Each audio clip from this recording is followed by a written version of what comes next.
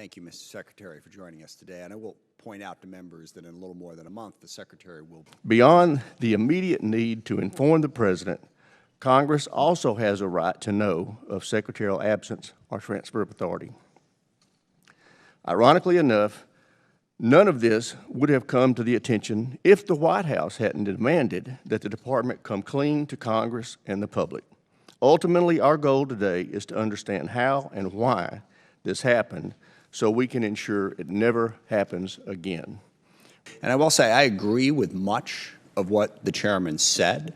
I think the lack of transparency and clear communication about what was going on with the DOD, certainly with the White House, but also with Congress and others, should not be repeated. We need clearer, more transparent information about what's going on at the Pentagon. I do want to disagree with just one thing the chairman said about how during the time period when you were in the hospital, the commander-in-chief didn't know who to call. He did. The transfer of power was made. It was made to the deputy secretary.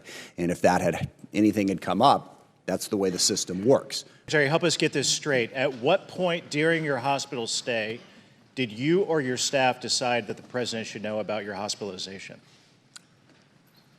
As I understand it, my chief of staff contacted the National Security Advisor and advised him that I'd been hospitalized on the 4th of January. At what point during your stay was the 4th of January? I'm sorry, I didn't hear you. How long into your stay was that? Well, as we've pointed out, as it's been pointed out earlier, I was admitted to the hospital after you were on the 1st hospitalized? of January. Right. Okay.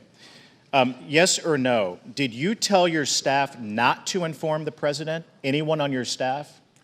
I never told anyone not to inform the president, the White House, or anyone else about my hospitalization. Okay, so the 30-day review summary lays a lot of blame at the feet of your staff.